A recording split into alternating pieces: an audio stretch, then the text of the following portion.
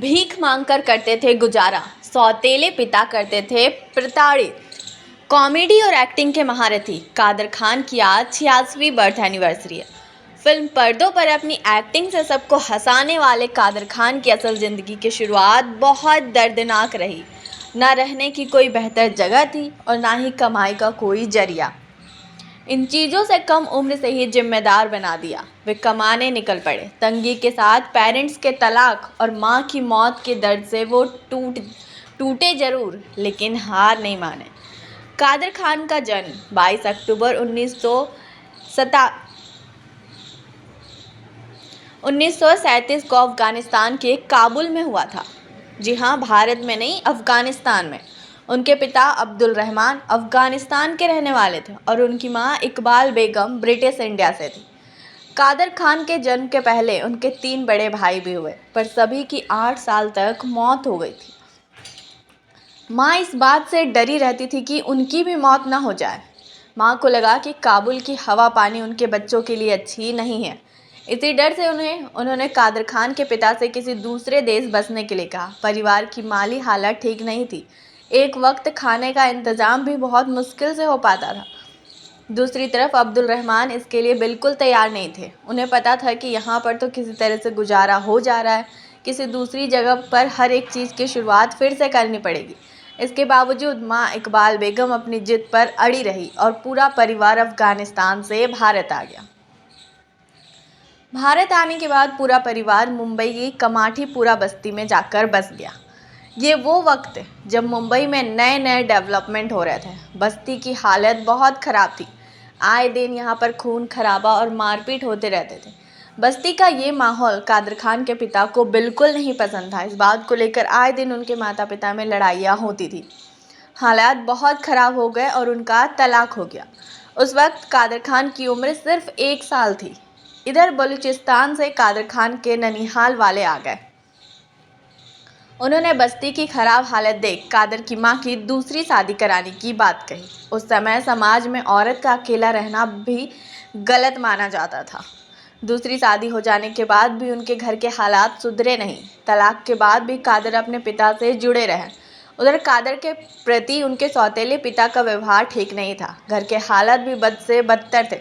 सौतेले पिता कोई काम नहीं करते थे। वो ये बात जानते थे कि कादर खान अपने पहले पिता के साथ अच्छा बॉन्ड शेयर करते हैं। इसका फ़ायदा उठाकर सौतेले पिता उन्हें 10 किलोमीटर उनके पहले पिता के पास 2 रुपये मांगने के लिए भेजते थे। इसके साथ ही वो मस्जिद में जाकर भीख भी मांगते थे। पर इन सब से परिवार का गुजारा नहीं हो पाता था। आलम यह था कि पूरा परिवार सप्ताह में 3 दिन खाता और 3 दिन भूखा रहता। बचपन से ही माँ का सपना था कि कादर खान अच्छे से पढ़ाई लिखाई करके एक बड़े आदमी बने, लेकिन घर की गरीबी उनको बहुत परेशान करती थी। उनके दोस्त भी उनसे कहा करते थे, क्या रखा इस पढ़ाई लिखाई में, हम लोगों के साथ चलकर मजदूरी करो। गरीबी से तंग आकर कादर भी दोस्तों की बातों में आ गए और अपनी सारी किताबों को फेंक दिया। जब ये बात उनकी माँ को पता चली तब वो कादर से बहुत नाराज़ हुई और कहा, घर की गरीबी तुम्हारी कमाई से कम नहीं होगी। तुम सिर्फ अपनी पढ़ाई पर ध्यान दो। इस पढ़ाई से जब बड़े आदमी बन जाओगे तो गरीबी खुद ही खत्म हो जाएगी। माँ की बात दिल पर लगी और कादर अपनी फेंकी हुई किताबों को वापस ले आए। साथ ही माँ से वादा भी किया कि वो अपनी पढ़ाई पूरी करेंगे। कादर खान के जीवन को संवारने में उनकी माँ का सबसे बड़ा हाथ था। उनकी माँ ही थी जो उनके हर कदम में सही राय दिया करती थी। लेकिन माँ का साथ भी लंबे समय तक नहीं रहा। उनको एक गंभीर बीमारी थी, लेकिन उन्होंने इस बीमारी की भनक कभी भी कादर को नहीं लगने दी।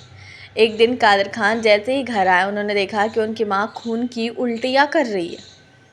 ये देखकर उनके होश उड़ गए। उन्होंने माँ से पूछा, ये क्या है और तुमने मुझे इस बारे में क्यों नहीं बताया। माँ ने जवाब दिया कि ये कुछ भी नहीं है, लेकिन उनकी उल्टियाँ रुक नहीं रही थी। ये देखकर वो आनन फानन में डॉक्टर को लेने गए। अस्पताल जाकर उन्होंने डॉक्टर को माँ की हालत के बारे में बताया और साथ चलने को कहा। डॉक्टर ने साथ चलने को मना कर दिया। बहुत मनाने के बाद भी जब डॉक्टर नहीं माने तब कादर उन्हें फिल्मी अंदाज में उठाकर घर ले आए। वह जैसे ही घर पहुंचे तो देखा कि माँ की सांसें बंद हो चुकी थी। घबराते हुए उन्होंने डॉक्टर से माँ का चेकअप करने के लिए कहा। डॉक्टर ने माँ का चेकअप किया और कहा कि अब वो इस दुनिया में नहीं है। इस बात से कादर खान पूरी तरह से टूट गए। कम उम्र में माँ के साय से दूर होने का ही नतीजा है कि फिल्मों में लिखे गए उनके डायलॉग में माँ की कमी साफ झलकती है। बचपन से ही कादर खान को नकल करने की आदत थी। वो कब्रिस्तान में जाकर दो कब्रों के बीच बैठ खुद से बातें करते हुए फिल्मी डायलॉग्स बोलते थे। वही एक शख्स दीवार की आड़ में खड़े होकर उनको देखता था। वो शख्स थे अशरफ खान। अशरफ उस समय एक स्टेज ड्रामा के लिए 8 साल के लड़के की तलाश में थे। उन्होंने कादर को नाटक में काम दे दिया और यहीं से कादर खान की किस्मत बदल गई। माँ के चले जाने के बाद भी कादर ने उनसे किए हुए वादे को पूरा करने के लिए ड्रामा करने के साथ अपनी पढ़ाई जारी रखी। कादर पढ़ाई में बेहद तेज थे। उन्होंने मुंबई के इस्लाम यूसुफ कॉलेज से ग्रेजुएशन किया। इसके बाद उन्होंने सिविल इंजीनियरिंग में पोस्ट ग्रेजुएशन किया। पढ़ाने के साथ ही कादर खान थिएटर से भी जुड़े रहे। उन दिनों उनका एक ड्रामा ताश के पत्ते बहुत फेमस हुआ था। दूर दूर से लोग उनके इस ड्रामा को देखने के लिए आया करते। इसी दौरान एक दिन कादर कॉलेज में पढ़ा रहे थे, तभी उनके पास अचानक दिलीप कुमार का कॉल आया। कादर ने कॉल उठाया और उधर से आवाज़ आई, मैं दिलीप कुमार बोल रहा हूँ और मैं भी आपके ड्रामा ताश के पत्ते को देखना चाहता हूँ। इधर कादर एकदम शांत। दिलीप कुमार का नाम सुनते ही उनके हाथ पांव ठंडे पड़ गए। कुछ समय बाद कादर ने दिलीप साहब को जवाब दिया। उन्होंने कहा कि आप बेशक आकर ड्रामा देख सकते हैं, पर इसके लिए मेरी कुछ शर्तें हैं। उन्होंने कहा कि आपको ठीक समय पर ड्रामा देखने के लिए आना होगा, क्योंकि गेट बंद होने के बाद वो दोबारा नहीं खोला जाता, और दूसरा ये कि आपको पूरा ड्रामा बैठकर देखना होगा। कादर खान की ये दोनों शर्तें दिलीप साहब ने मान ली और दूसरे दिन समय से आधे घंटे पहले ही वो ड्रामा देखने के लिए पहुंच गए।